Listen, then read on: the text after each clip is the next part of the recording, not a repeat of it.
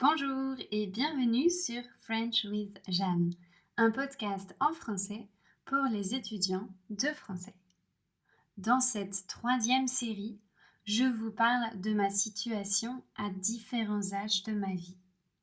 À 18 ans, à 22 ans, à 26 ans, à 30 ans et à 34 ans.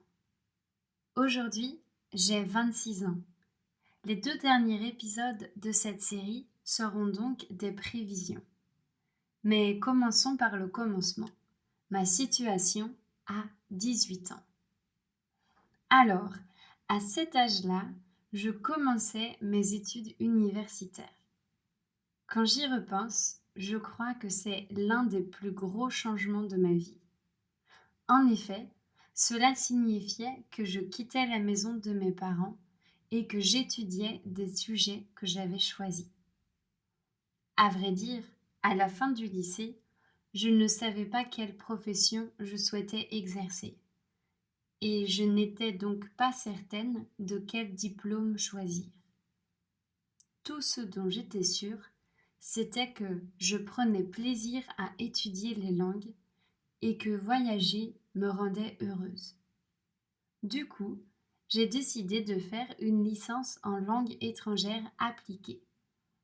C'est un diplôme qui permet d'apprendre les langues tout en étudiant d'autres matières, comme l'économie, le droit, les statistiques, la comptabilité.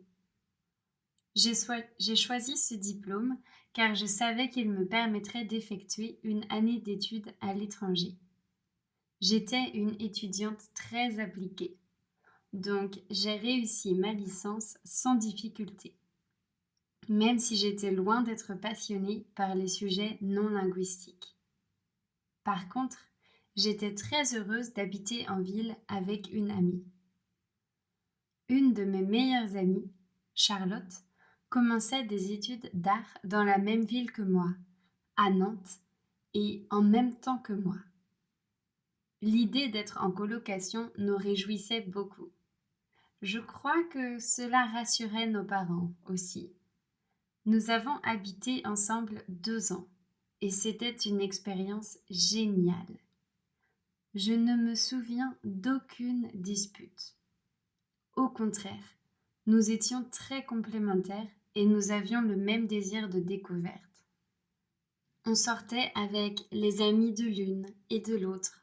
On travaillait côte à côte, elle sur ses dessins et moi sur mes traductions. On faisait les trajets ensemble chaque week-end pour rentrer chez nos parents.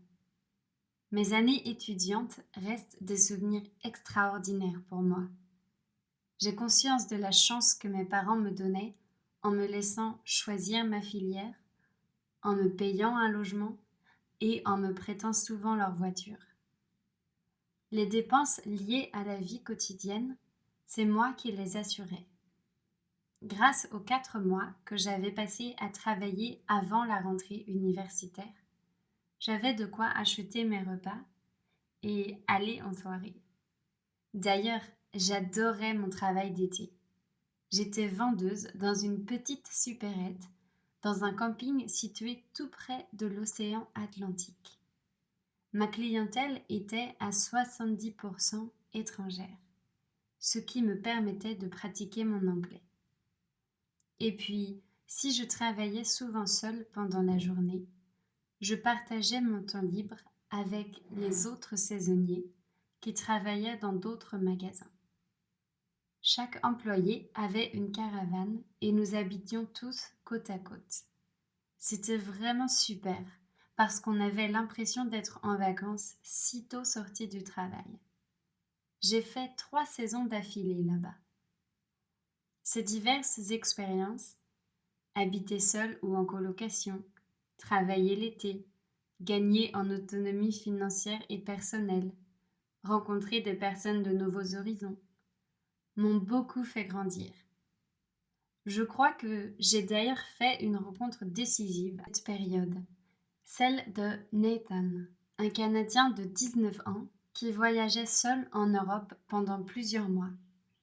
Je l'ai rencontré via Couchsurfing, un site web qui met en relation les voyageurs et les locaux et qui permet d'être hébergé gratuitement. Charlotte et moi l'avions donc invité à passer quelques nuits chez nous et nous n'avons pas regretté une seconde. Nathan n'avait qu'1 an de plus que nous, mais il me semblait beaucoup plus mature. C'est une personne solaire. Il répand de l'énergie positive autour de lui. Nous avons beaucoup discuté et beaucoup ri, et j'étais triste de le voir partir.